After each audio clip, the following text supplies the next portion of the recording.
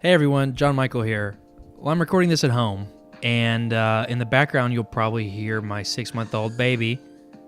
There he goes. He sounds kind of like like a grumpy bird.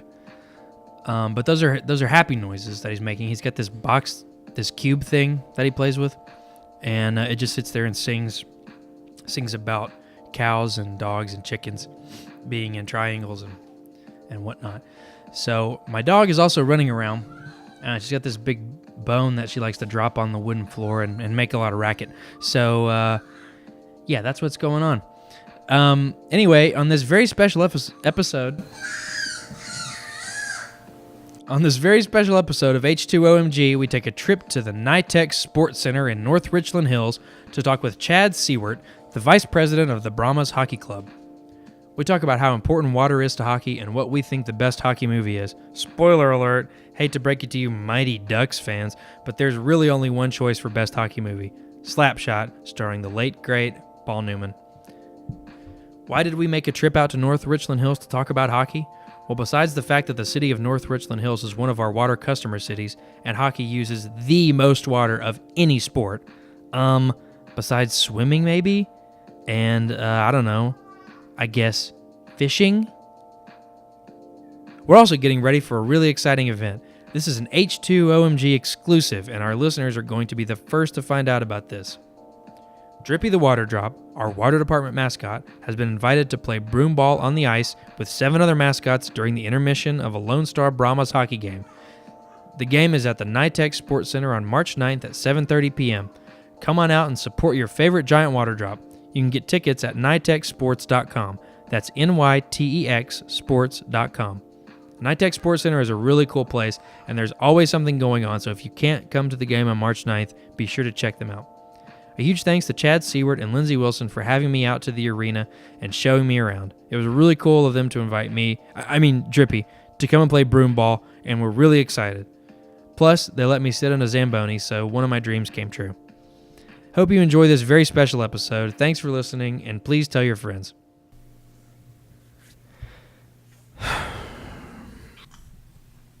You're being very loud. No, don't drop it.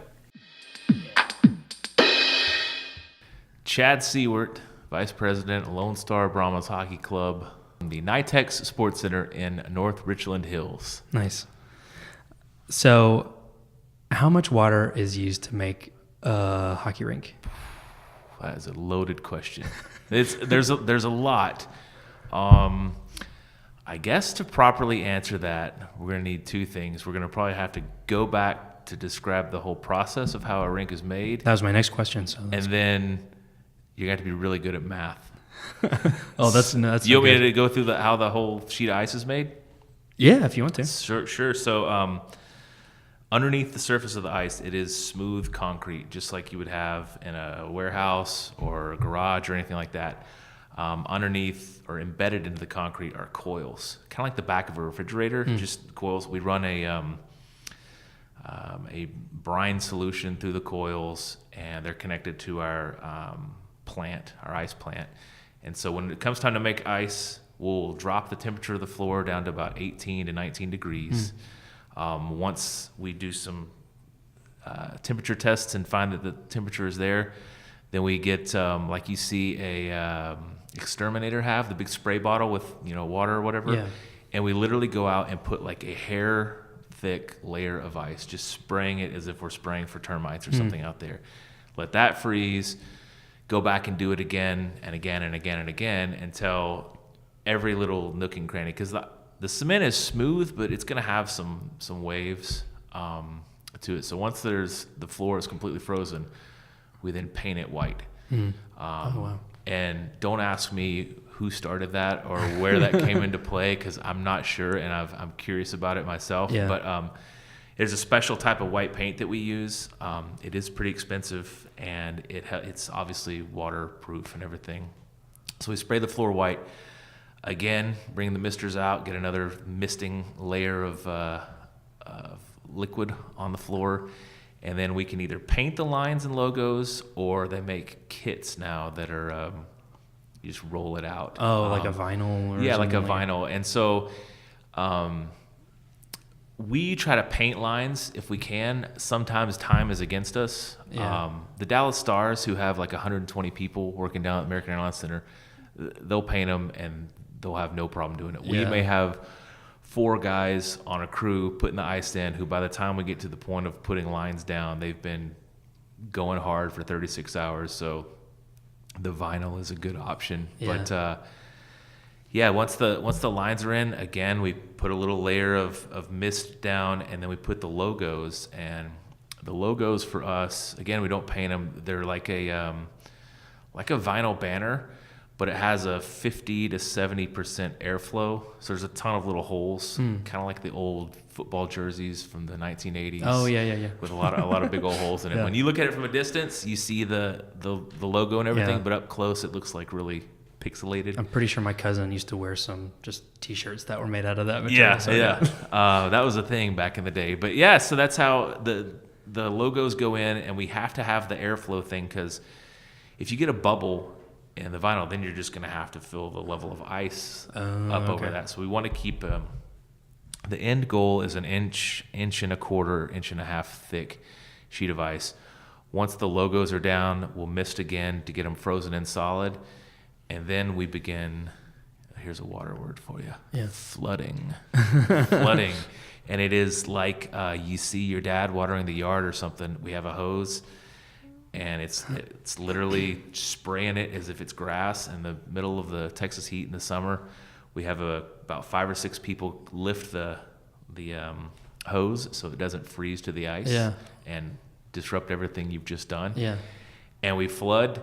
We literally flood the rink, let it sit, come back and do it again, and then we'll build the ice up a couple inches, and then the Zambonis will come out once it's all hardened and everything and smooth it over. So how much water is on there?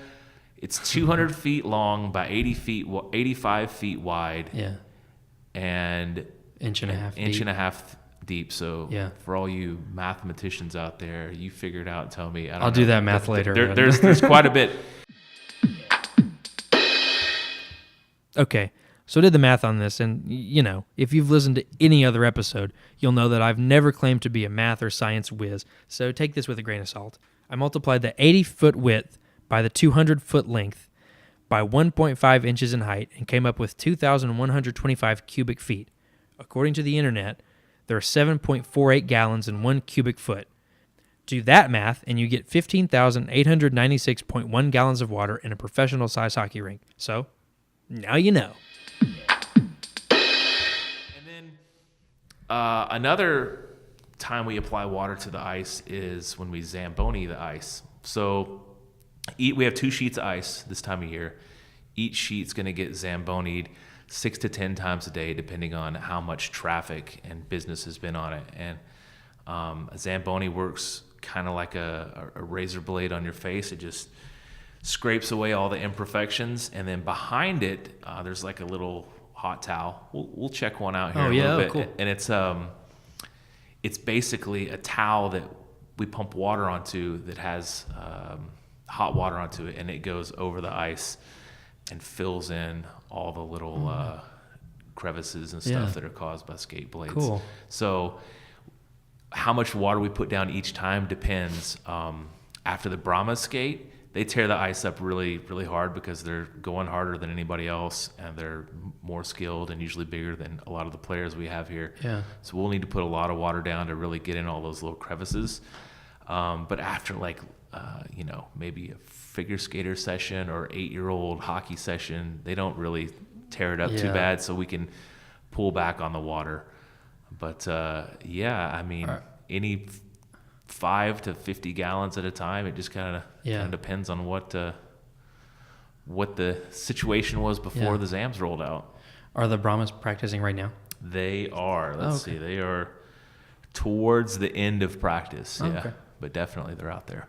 Well, my next question was, what's a Zamboni actually doing? So you answered that really well. There you go. One step ahead of the game. Yeah.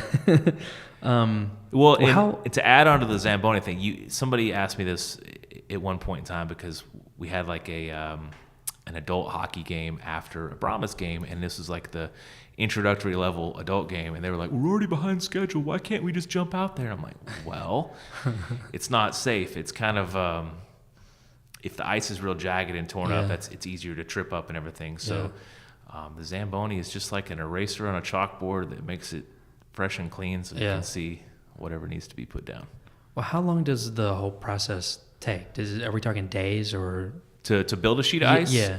For us, probably 72 hours on the fast end and 4 or 5 days on the slower end. Okay. It from the moment we start chilling the floor, it usually takes a day or so before it's ready to put water down, and then it's just a matter of how far around the clock the guys are going and how many people there are. In the city of Fort Worth, back when we used to play there in the convention center, they had far more employees that were working on it, and so they could get it up a lot quicker than we could. I mean, they would have 30 guys on for 24-hour period. In the convention center downtown? Yeah. We played there from 97 to 2006. Oh, okay.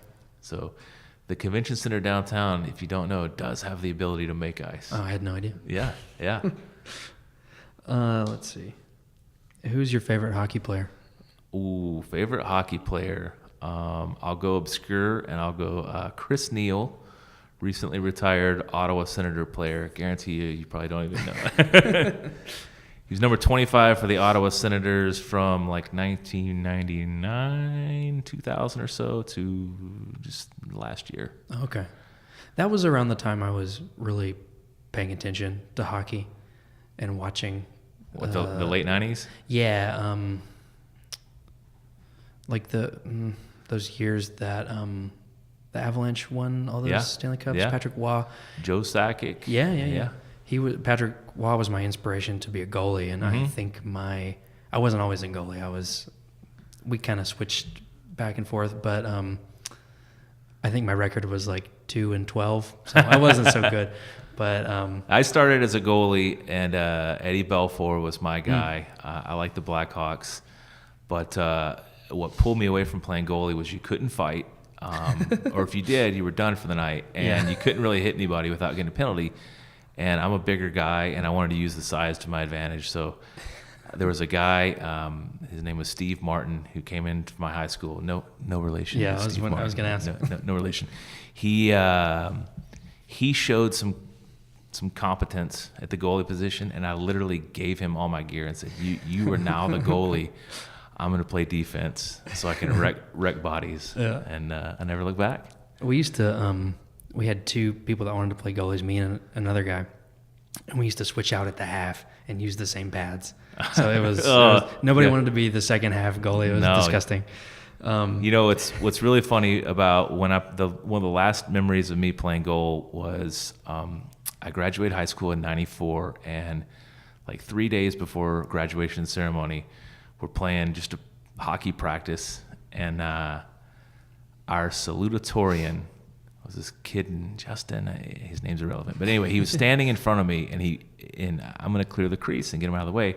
So I pushed him, and he fell down and lost his footing and broke his arm. And so he had to give a speech at the graduation ceremony. So in front of an auditorium of 5,000 people, this guy called me out and said, "If you wonder why I'm wearing a cast, it's because Chad Siewert maliciously broke my arm in a hockey game 2 days ago." And the whole crowd was like, my parents were like, "Yep, that's him." I've never been booed by that many people, so that's impressive. What's your favorite hockey movie? Ooh, hockey movie. Well, there's not too many to choose from. That's true. So, it's hard to vote against Slapshot, especially when you work in like a minor league hockey, junior hockey world for as long as I have. So I'm probably going to have to go with Slapshot, although there is another one that very few people know called Les Chiefs. It's kind of a movie documentary about the Laval Chiefs in the LNAH up in, it's a league up in Quebec. and it's about a team called the Chiefs that literally has the same crest as the Chiefs from Slapshot, and it's the most like crazy hockey documentary you've ever seen because it's real life and you can't believe it. I need to look that up. Yeah, look it up. Les Chiefs. Yeah, I was sure you were going to say Slapshot 2. Slapshot 2 because of the juniors that where they do a junior league. Yeah. You know.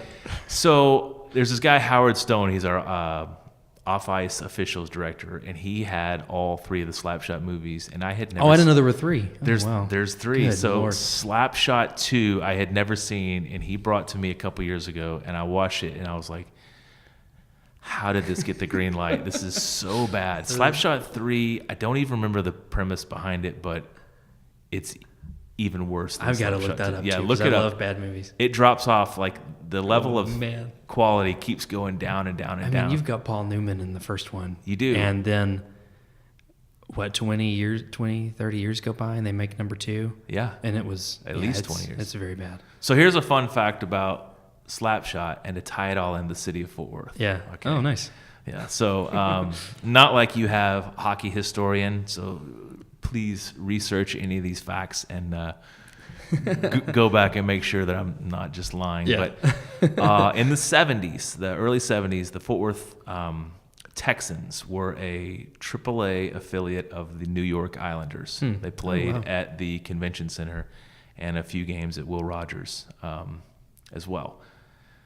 That team had a guy, his name was Augie. I want to say his name was Augie. Some of the old-time Fort I think Worth... every team has one. Yeah, some of the old-time Fort Worth hockey fans will remember him, but allegedly, he was one of the main inspirations of the character Killer Carlson from Slapshot. And Nice. Back in those days, if anybody listening had been to a hockey game in Fort Worth, it was exactly like the movie Slapshot. You could have a fight in the stands. You could have a fight 2 seconds into a game. Yeah. You could have Zamboni catch fire in the middle of the rink. You never know. All sorts of things go on. But yeah, it was. There's a little bit of inspiration from the Fort Worth Texans. Oh, that's in cool. Slapshot. Yeah. I'm not going to look that up. I'm just going to take your word Just for go it. with it. Yeah. I convinced you. What's the best part of this job? I mean, I think it's just freedom to be creative, to do anything that needs to be done or could be done to further the cause. And so our cause would be, obviously, you want to make enough money to stay in business. Sure. I can do anything I want as far as, as long as it's legal, to draw people here. For example, February 16th, we have the Texas Law Hawk, Fort Worth attorney, who's going to set the world record for most cases of beer jumped on a motorcycle in an ice rink. That's a total publicity stunt. And if I was working for the Stars, they would probably be like, no, I don't know. There's about 65 people you got to run that idea through, and every one of them is going to tell you no. Whereas here, it's like our owners are on board. It's great. Got everybody on staff on board. It's doing great, and I can get involved in the promotion angle and kind of take an idea from the ground all the way to completion. And that's what I like. We've done a lot of bits over the years. We had a wedding on the ice during the first intermission once, and I had to help with writing the script for that, run the rehearsal, and then be there. So just getting to be involved and feel more connected to the activities instead of just, okay, here it is, we're going to play human cannonball, and that's that. So, was the wedding officiant dressed like a referee? No. Okay. But it was a real life minister.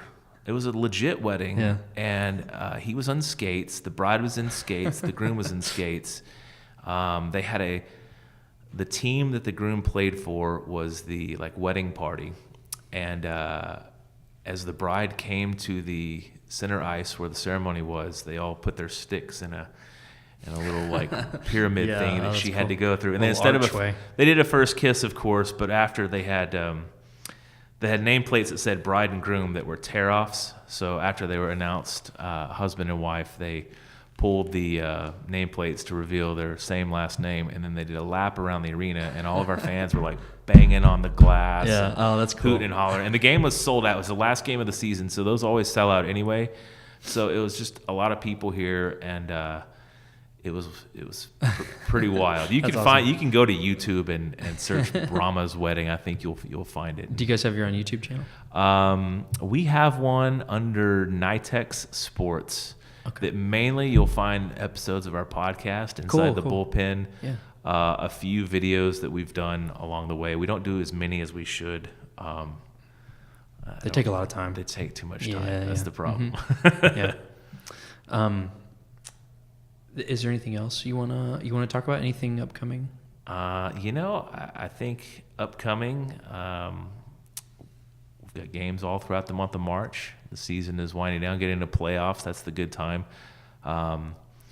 We play all the way until our season will end in May if we go all the way. So we're excited about that. I would love for some water to fall out of the sky, frozen in snow. That would be great. I would love to have an actual snowfall here in Tarrant County. That'd be fantastic. But yeah, everything is moving along, and LoneStarBrahmas.com is where you find all that info. And we, of course, want everybody to like our social media streams and Facebook and Twitter and whatever else we have that these kids cook up. Snapchat. Yeah. I hear that's a thing. I'm an old man, but I hear that's a thing. Snapping and gramming, Instagram. Yeah. We got it all. Oh, yeah. We're very hip. So, 2 shirts, both the same size, NHL size, 200 by 85.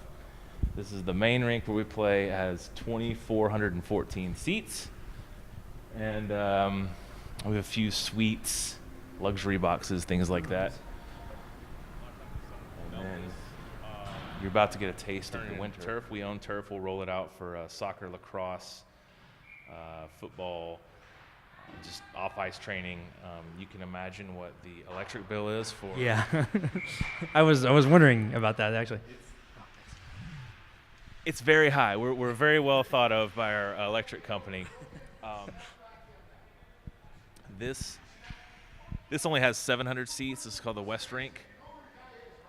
But right now, this is our Texas Brahmas and a 3HL team. It's like in a league right underneath the Lone Star Brahmas. So they practice the same time, and you can hear Coach giving it to him. It's more. Doesn't sound like he's from around here. He is as Minnesota as Paul Bunyan. But you can hear it. You might get some sounds of the ice. Hockey has such a unique sound to it. And this room is probably hovering at like 49 degrees right now. It kind of it's always going to be cold, but especially when it's cold outside, it really translates. I mean, if it's 0 or 15, God forbid, the one day a year that it ever gets cold, it's like pretty frigid in here. A big stable of nets. There's the nets. You know, and there's the peg. If you ever wonder why the goalie or the net doesn't just go sliding into the back wall all the time, it's because this sits in. There's a little hole here underneath there. It's very heavy, but this peg sits in there, and that just literally sinks into the ice. So it takes a pretty hard collision to knock a net off. So if you see it get knocked off, it was either intentional by the goalie or somebody just got ripped. But it is a netting, and there's an art to it. I don't know it. This is one thing in hockey I don't know how to do, is how to properly lace a net. Yeah, that looks complicated. It looks pretty complicated. This one has been obviously repaired and doctored a few times. You can tell that all the dings on it. Yeah. For little kids, so they're not just getting for our mites, the mite league, which is 6 to 8. They play on these nets, which are smaller. A regular size net is 6x4, and these are, I don't have the exact measurement, but half the size, probably 3x3. These are adorable. They look. There's just a miniature version of it, and that way a little goalie's not getting scored on every time the puck is shot, and he's not just being, completely deflated. And then here we got Zamboni Central. Oh, cool. Yeah. This is awesome. Yeah. So I'm not really a Zamboni driver, so you're gonna have to tread lightly with what I'm saying here. But ours come with we've got a passenger seat. We can put a kid up on there, and then this mechanism, I do believe, controls the blade. This is the part, the hot towel. Yeah, is this little thing here. So the blade kind of churns up the snow. The snow goes into this. This is just a cavity like a big stomach, if you will. There's a blade underneath there. You can't really see it, but it scrapes the ice. The ice is then churned, dumped into here, and then the hot towel treatment kind of smooths it over. This is 200 cases of legal draft, nowhere but Texas ale that the Texas Law Hawk on February 16th is going to jump. These are the cases the Law Hawk is going to jump. This is it. This is it right here. You're the first to see. Oh, that's great. Just came in, and this is the runway his track that he's going to use. I meant to ask, what's the current record for most cases of beer jumped on in an ice rink on a motorcycle? You know, the current record is 0, so we're confident if he were to jump one case, he's in. We're going to wow. more high. In fact, that's a lot of beer. It's a lot of beer. This used to be a sheet of ice when the building was first built in the late 90s. We talked about before. 3 sheets of ice, and this was Olympic size, which is bigger than NHL. It's like 10 feet longer and 10 feet wider, or actually 15 feet wider and 10 feet longer. But do the math on how much more water that adds. Yeah, do the math, because it's certainly over my head. I've been hit with too many pucks. But we have our own volleyball. It's Cowtown Revolution Volleyball Club. So we took the 26,000 square feet of floor space, or 20,000 square feet of floor space here, and put a sport court on it so that we can run volleyball camps, clinics. The Dallas Derby Devils women's flat track roller derby plays in here, and they bring in fact, this is their floor right here. They put their floor over our floor so ours doesn't get all mucked up with wheels. And do they set up walls? It's not like the old school kind with the walls and stuff. It's literally an oval flat track made out of tape. I mean, it sounds real hokey, but it looks legit. They have a video board. They'll put 1,500 people a bout in here. They do 8 bouts a year. So cool. It's crazy. I mean, it doesn't involve water other than sweat, but it is definitely cool to see. And yeah, you'll see elbows to the face, things like that. The ceilings in all of our rooms are this kind of radiant barrier thing, which helps to keep the cold in. Same reason we have rubber little flaps here, look like shades from an apartment. But yeah, everything's designed to keep the cost down in the summertime, because you can have to keep a sheet of ice. Your electric bill can quickly jump up into the 5 digits. Yeah, I'll bet. Very, very high into the 5 digits if you're not careful. So yeah, it's a good fun room to have to do whatever in, and we call it Olympic Hall because it used to be an Olympic size sheet of ice. So there's the homage to the past, if you will. This is the visitor locker room is there. So they literally take the march of death right here to it's fans are very much on top of the action here. Sometimes it's good, sometimes it's not so good. Sometimes we have to do a little police work, but they come out here. Like I said, it's 2,400 seats. You're right on top of the action, and it's loud. But if you have the floor with 2,000 people stomping on that, it's obnoxious. They call this building the shoebox. It was called the shoebox because in maybe it was 2008 or so, there was a broadcaster with the Odessa Jackalopes who hated coming here because we always beat them, and it was always loud, and he couldn't hear himself on his broadcast, and the team couldn't hear themselves because our fans were so loud. He said it's like playing inside a shoebox, and the fans, instead of being insulted by that, they're like, "That's great, we're the shoebox," and so they embraced it, and it's still referred to as the shoebox. Can I get that sound again? Yeah. Nice. Yeah, so we have the end of practice here. It looks like guys are huddling up a little bit, and they've been on the ice for 2.5 hours at this point. I would be pretty much needing a paramedic.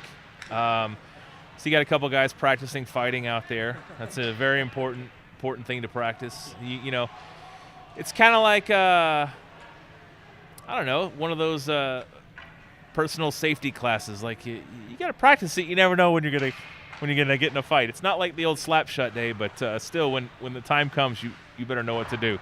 A little self-defense never hurts. There you go. So another thing about our arena versus other arenas is this is real glass. That was one of my questions. Is it just? So that is real glass, and the reason it's real glass versus plexiglass is much better for your body if you're getting slammed into it. The Stars, anybody in the NHL uses plexiglass. We don't, because we have such a high volume of activity. Ice is booked from 5 in the morning on through till 1 at night. So you've got adult hockey players, schools, everything using the ice so much. If we had plexiglass, it would be so marked up and blacked out by the pucks that you wouldn't be able to see on it. It's really hard to clean. This glass is, for some reason, is more resistant to the puck marks and whatnot.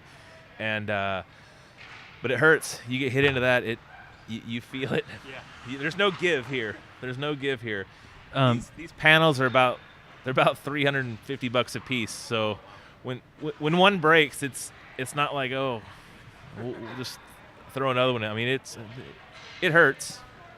So now this is the point where we have players practicing multiple player fighting. They're practicing a line brawl scenario, which maybe looks like a little bit of a dance as well. Yeah, I wish I'd been getting a video of that. The audio is going to fail. People are going to be like, what's going on? You have a player in red, a player in white, and a player in blue, and they're engaged in some sort of bizarre 3-person combat.